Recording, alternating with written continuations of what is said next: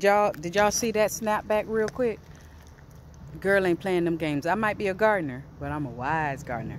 I thought something was moving in the bed, so I stepped back just to make sure that I ain't have no friends going on up in here, and it wasn't. Everything was good.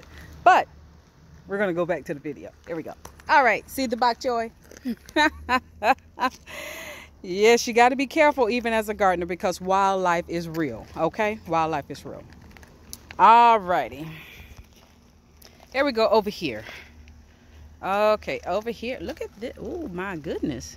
What do we have here? What do we have here? Look at that. Look at that. Yeah, yeah. And you all know what this is. If you don't, let me introduce you to Brussels sprouts. They're coming in slowly. Brussels sprouts. Fun fact, Brussels sprouts are delicious. I did not acquire a taste for Brussels sprouts until I was now an adult. But the leaves also are edible. It's cabbage. It's cabbage. So you can stir fry, steam up those leaves and get you a little pan of cornbread and you straight. You straight. Those are Brussels sprouts. All right, over here. This is a new variety of a green. It's an Asian green. That I wanted to give a try, and it is called Chejimsi. I think I just murdered that name, but it's Chejimsi greens. They're Asian variety of a green, and I wanted to give it a try because I heard that they were sweet, tender, and that they were delicious. So yeah, take a look at that. Big, pretty leaves. Really big. So yeah, I'm gonna harvest a little bit of that. Got a little bit of bugs, but I try to keep my garden as organic as I possibly can. Okay. And then right here we've got some collards that I've intermingled over there in the beds. So we're gonna see how those come up. And then over here, of course, you all know I cannot have a garden without eggplant because I love eggplant. That's an eggplant right there. And in the midst of the eggplant, those little things down there is beets, red beets. And that right there is a golden beet. And she looks like she's coming a good little size right there. So we'll see how that goes. Over here are red mustard greens. Red mustard greens. Look at this. How beautiful those things are. Red mustard greens. I've got some speckles of where the insects have trying to munch on them a little bit, but the leaves are really nice and tender. Really nice and tender. A lot of people tell me I know to use 7 dust, but I try to go as long as I possibly can without putting anything on them. If it gets out of control with the little pesky varmints, I will put like a soapy water on them to ward off any insects infestations that could happen. All right, over here is tomatoes. I've got about 10 different variety of tomatoes growing in this garden, and only because I wanted to just see what I can get, okay, in the different varieties. Over here, onions. Yep, onions. And in the middle of the onions, looks like I have a turnip. Looks there. It looks like it's a turnip. Might have been left from last season and it just popped up, but there, that is indeed a turnip. So we're gonna let it grow. All right. This right here that we've got going are the crookneck yellow squash. Look how big, pretty those are. You see the squash are coming along quite nicely. Got some little squashes that are coming along all throughout they're everywhere in here. So we've got some beautiful squash coming in.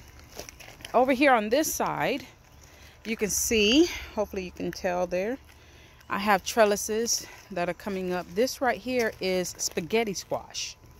So this is going to trellis up onto this. Yeah, this is spaghetti squash, and that's the flower. Once you see the flowers, the fruit is not too far off coming. And this over here, some would say, oh, didn't we just see the yellow squash? Well, we did. But this right here is golden zucchini. You see that? Golden zucchini. So this would be my first time planting the golden variety. And she's looking good. She's coming along quite nicely. Quite nicely. And over here we have cucumbers. This little girl is trying, we got to train them. You know how they say train up a child in the way they should go? All right, and that's the same thing with your crawling plants. You have to give them something to crawl on, and that would be this trellis. All right, so we have our cucumbers that is going to trellis up on this right here. All right, over here, this is the long beans, the long pole beans that I'm growing over here. I have had a problem with the deer, which I'm a little mad at my deer this year. This right here, bare leaf stem, was a sunflower, and it's the sunflower that produces the sunflower seeds. So the deer had breakfast or something and took all the leaves off of her. Shame on them. And that's a smaller one, but the bigger one is missing all of its leaves. So hopefully I'll get another shoot to come up. She's still strong, so hopefully I'll get another shoot to come up, and yeah, we can still get some sunflower seeds this year. I've never planted one, but I'm curious to see if I can at least get 1 or 2 sunflower plants.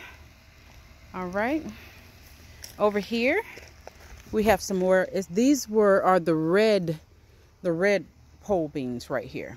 Those over there are the green ones. And give those another 2 or 3 weeks, and that's gonna be, this whole trellis is gonna be full. These are the green ones, pole beans, and they're gonna be the foot-long beans. So they're gonna average a foot long each bean.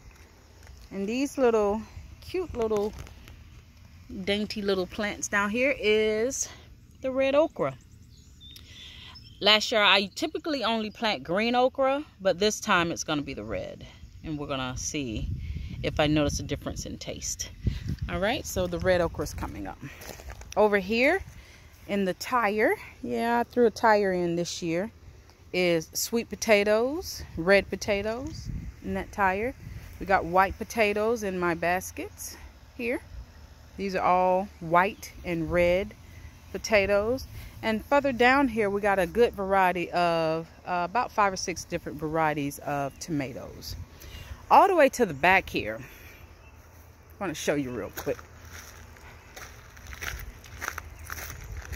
So this is butternut squash, and she's already beginning to spill out into the garden, into the rock bed. So what I'm gonna have to do once again is train it up. You got to be able to train her up, let her find her way to the trellis. You know, help her find her way to the trellis. And once she does that, she'll catch hold to the trellis, and then she'll go upward. All right. All right. So this is the butternut. So, and then over here, I got a little fencing going on because once again, my little deer was having a ball. So in here, I've got some cabbages that are going, about 6 heads of cabbage over here. And my sweet potato greens. I had about 5 or 6 different plants out here, but the deer wore them out quickly. And yeah, and that right there is one Lone Ranger. And so I've blocked it off a little bit, hoping that all you need is 1 plant because it will spread ferociously. All right, look at that. We got a worm. Y'all see that worm? It's hot out here, buddy. Look at him. He trying. I know that wood is burning his behind up. It's hot. Where you going, man? Where is he going? Let's see. Poor thing. A lot of people are scared of worms. I've never been afraid of worms because being from Florida, I did a lot of fishing.